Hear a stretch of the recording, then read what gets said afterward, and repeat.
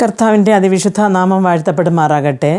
മത്തായി എഴുതിയ സുവിശേഷം 19-ാമത്തെ അധ്യായം 24-ാമത്തെ വാക്യത്തിൽ, ധനവാൻ ദൈവരാജ്യത്തിൽ കടക്കുന്നതിനേക്കാൾ ഒട്ടകം സൂചിക്കുഴയിലൂടെ കടക്കുന്നത് എളുപ്പം എന്ന് ഞാൻ നിങ്ങളോട് പറയുന്നു എന്ന് പറഞ്ഞു.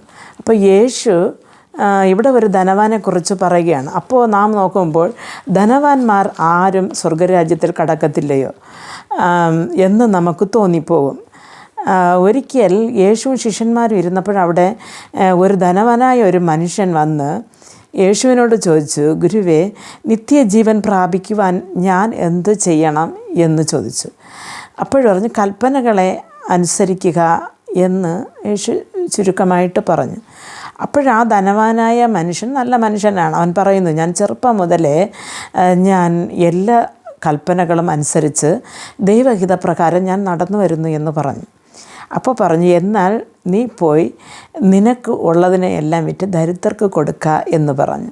അപ്പോൾ ഈ വന്ന മനുഷ്യൻ വളരെ ധനികനായിരുന്നത് കൊണ്ട് തനിക്കുള്ള സമ്പത്തുകൾ വിറ്റ് ദരിദ്രർക്ക് കൊടുക്കുന്നതിനെക്കുറിച്ച് അവൻ ആലോചിക്കുവാൻ പോലും വയ്യായിരുന്നു. അപ്പോൾ ഇവൻ ദുഃഖത്തോടെ തിരിഞ്ഞുപോയി.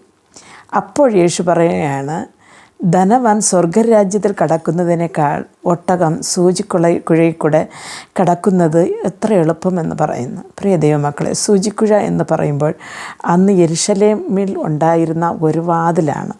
അപ്പോൾ നമുക്കറിയാം, യെരുശലേമിലെ 12 വാതിലുകളുണ്ട്. ആട്ടുവാതിലെന്നും കിഴക്കേ വാതിലെന്നും സൂചി വാതിലെന്നും ഇങ്ങനെ പല വാതിലുകളുണ്ട്. അപ്പോൾ ഇതിൽ പറയപ്പെടുന്നതെന്ന് പറഞ്ഞാൽ, ഈ വൈകുന്നേരം ആകുമ്പോൾ എല്ലാ വാതിലുകളും അവർ അടയ്ക്കും. പക്ഷേ ഈ സൂചി വാതിൽ മാത്രം അങ്ങനെ അടയ്ക്കാതെ വിട്ടിരിക്കും. കാര്യം എന്ന് പറഞ്ഞാൽ, ആരെങ്കിലും പുറത്ത് പോയിട്ടുണ്ടെങ്കിൽ അത് ഒരു ചെറിയ വാതിലാണ്, പൊക്കം കുറവും അതിൻ്റെ വലിപ്പം കുറവും, ഒരാൾക്ക് കടക്കാം എന്നുള്ള ഒരു വാതിൽ പോലെ. അപ്പോൾ അതിൽ എന്ത് ചെയ്യുമെന്ന് പറഞ്ഞാൽ, ആ വാതിൽ മാത്രം തുറന്നിട്ടിരിക്കും. കാര്യം എന്ന് പറഞ്ഞാൽ, പുറത്ത് പോയവർക്ക് ആർക്കെങ്കിലും വരണമെന്നുണ്ടെങ്കിൽ വരട്ടെ എന്നുള്ള ഒരു ഉദ്ദേശത്തിൽ. അപ്പോൾ ഈ വാണിഭ്യത്തിനായിട്ട് വെളിയിൽ പോകുന്നവർ, ഒട്ടകത്തിൽ പോകുന്നവർ തിരിച്ച് ആ ഒരു സന്ധ്യയായി കഴിയുമ്പോൾ മറ്റുള്ള വാതിലുകൾ അടച്ചതുകൊണ്ട് ഈ വാതിൽ കൂടെ അവർ വരുമ്പോൾ ഈ ഒട്ടകത്തിനാണെങ്കിൽ അതിനകത്തുകൂടെ പ്രവേശിക്കുവാൻ പറ്റത്തില്ല. പക്ഷേ തൻ്റെ യജമാനൻ തൻ്റെ തോളിലിരിക്കുന്ന ചെമിടിനെ ഇറക്കി വെച്ചിട്ട് പതുക്കെ താഴെ കടന്ന് പറഞ്ഞു, ഒട്ടകം മനുഷ്യനേക്കാളും ഒരുപാട് പൊക്കമല്ല, ഇതൊരു മനുഷ്യന് കുനിഞ്ഞു വരേണ്ട ഒരു ചെറിയ വാതിലാവുമ്പോൾ ഒട്ടകം തറയിൽ കാലുമടക്കി കിടന്ന് തലയാദ്യം അകത്ത് വണക്കി വെച്ച് കുറേശ്ശെ വല്ല വിധേനെ നെരുങ്ങി അകത്ത് കയറും.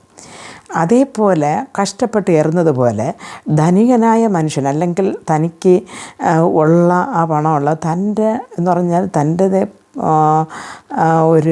താൻ പണക്കാരനാണെന്നുള്ള ആ ഒരു പെരുമ, മറ്റുള്ളവർ ദ്രോഹിക്കണമെന്നുള്ള ഒരു മനസ്സ്, ഒരു താഴ്മ, ഒരു ദൈവസന്നിധിയുള്ള ഒരു താഴ്മ ധരിച്ച്, തനിക്ക് ഒന്നുമില്ല, ഈ സമ്പത്തൊക്കെ തൻ്റെതല്ല, കർത്താവ് എനിക്ക് തന്നതാണെന്ന് സകലതും കർത്താവിൻ്റെ കാൽപ്പാടിൽ വെച്ചിട്ട് തന്നെത്താനെ തൻ്റെ ജീവിതത്തെ ഒടുക്കി ഒരു എളിമയായ ഒരു ജീവിതം ചെയ്യുന്ന ഒരു വ്യക്തിക്ക് നിർബന്ധമായിട്ടും സ്വർഗരാജ്യത്തിൽ പ്രവേശനമുണ്ട്. എന്ന് പറഞ്ഞാൽ, മനുഷ്യന് ധനം കൊടുക്കുന്നത് കർത്താവാണ്, ഐശ്വര്യ സമ്പൂർണ്ണനാക്കുന്നതും കർത്താവാണ്. അബ്രഹാം നിറയെ സ്വത്തുകൾ ഉണ്ടായിരുന്നതായിട്ട് ബൈബിൾ പറയുന്നു. അതേപോലെ തന്നെ ദാവീദ് രാജാവ്, പിന്നത്തേൽ ജോസഫിൻ്റെ ജീവിതം നോക്കുമ്പോൾ ഇവരൊക്കെ വലിയ ധനികന്മാരായി ജീവിച്ചവരാണ്. എസ്തേർ വരുമ്പോൾ അവളൊരു രാജ്ഞിയായിട്ട് മാറി. രൂത്ത് ബോവസിൻ്റെ ഒരു വലിയൊരു ധനികൻ്റെ ഒരു ഭാര്യയായി മാറി. അപ്പോൾ ധനം സ്വർഗരാജ്യത്തിൽ പോകുവാൻ തടസ്സമല്ല. പക്ഷേ ധനികന്മാർ അല്ലെങ്കിൽ നമുക്കെന്തെങ്കിലും ഉള്ളതുകൊണ്ടുള്ള പരിപാടി എന്ന് പറഞ്ഞാൽ, ചിലവർക്ക് സൗന്ദര്യത്തിൽ കുറച്ചുള്ള ഒരു എന്താ പറയുക, ഒരഹന്ത കാണും. ചിലവർക്കാണെങ്കിൽ തൻ്റെ ആരോഗ്യത്തിൽ, ചിലവർക്ക് തൻ്റെ പണത്തിൽ, ചിലർക്ക് ആൾബലത്തിൽ, അല്ലെങ്കിൽ ചിലർക്ക് താനെടുത്തിരിക്കുന്ന ഡിഗ്രികളിൽ. അപ്പോൾ ഇങ്ങനെയൊക്കെ കുറച്ച് നമ്മെ അറിയാതെ വരുന്ന ആ ഒരു ജീവിതത്തിൻ്റെ ആ ഒരു മേട്ടിമയായ അല്ലെങ്കിൽ ഒരു പെരുമയായ ഒരു ജീവിതത്തെ വിട്ടിട്ട് നാം ഒന്നുമില്ല, കർത്താവിൻ്റെ സന്നിധിയിൽ ഞാൻ വെറും ഒരു പുഴു പോലെ, അല്ലെങ്കിൽ ഒരു താഴ്ന്നൊരു ഒരു വ്യക്തിയാണ് എന്നുള്ള ഒരു സമർപ്പണത്തോടുകൂടെ ജീവിതം സമർപ്പിച്ച് മുമ്പോട്ട് പോകുമ്പോൾ ഏത് വ്യക്തിക്കും ദൈവരാജ്യത്തിൽ കടക്കുവാൻ സാധിക്കും എന്ന് പറഞ്ഞാൽ ഈ ഒട്ടകത്തിന് വേണ്ടി. അപ്പോൾ അതാണ് ഇവിടെ പറയുന്നത്. അപ്പോൾ ഒരു ഒട്ടകം എത്രത്തോളം തന്നെത്താനെ ഒടുക്കി ആ ഒരു വാതിൽ കൂടെ പ്രവേശിക്കുന്നത് പോലെ ധനികനായ മനുഷ്യനും തന്നെത്താനെ താഴ്ത്തി തൻ്റെ ജീവിതത്തെ ഒന്നുമില്ലെന്ന് ദൈവസന്നിധിയിലാക്കിയിട്ട് മുമ്പോട്ട് അല്ലാതെ ദൈവരാജ്യത്തിൽ കടക്കുവാൻ സാധിക്കത്തില്ല. പ്രാർത്ഥിക്കാം. ഞങ്ങളെ അതിവാത്സല്യമായി സ്നേഹിച്ച് വഴി നടത്തുന്ന സ്വർഗ്ഗസ്ഥ പിതാവേ, കർത്താവെ, ഞങ്ങളുടെ ജീവിതത്തിൽ കർത്താവെ ഐശ്വര്യസമ്പന്നനാക്കുന്നതും ജീവിപ്പിക്കുന്നതും ആരോഗ്യം തരുന്നതും എല്ലാം അങ്ങാണ്. പക്ഷെ ഞങ്ങളുടെ ജീവിതത്തിൽ ഒരിക്കലും ഞങ്ങളെ തന്നെ കർത്താവെ ഉയർന്നവരായിട്ട് എണ്ണുകയോ, അല്ലെങ്കിൽ ഞങ്ങൾക്കിരിക്കുന്ന സൗന്ദര്യമോ, അല്ലെങ്കിൽ പണമോ, അല്ലെങ്കിൽ മറ്റുള്ള ആസ്തികളോ ആൾബലമോ ഒന്നുമല്ല കർത്താവിൻ്റെ സന്നിധിയിൽ. ഇതൊന്നും അല്ലെന്ന് താനെ ഹൃദയങ്ങളെ താഴ്ത്തി അങ്ങയുടെ സന്നിധിയിൽ ഞങ്ങളുടെ ജീവിതങ്ങളെ സമർപ്പിച്ചുകൊണ്ട് ഒരു ഒട്ടകം എങ്ങനെ ആ സൂചിവാതിൽ കൂടെ ഉള്ളിൽ കടക്കുന്നുവോ അതേപോലെ സ്വർഗരാജ്യത്തിൽ കടക്കുവാൻ ഞങ്ങളെ തന്നെ താഴ്ത്തി അങ്ങയുടെ കരങ്ങളിൽ ഏൽപ്പിച്ചുകൊണ്ട് ഞങ്ങളുടെ ഈ ലോക ജീവിതം കർത്താവ് പൂർത്തിയാക്കുവാൻ ഞങ്ങൾക്ക് ഓരോരുത്തർക്കും കൃപ നൽകണമെന്ന് പ്രാർത്ഥിക്കുന്നു. യേശുക്രിസ്തുവിൻ്റെ നാമത്തിൽ പ്രാർത്ഥിക്കുമ്പോൾ പ്രാർത്ഥന കൃപയോട് കേൾക്കണം. നല്ല പിതാവേ, ആമേൻ.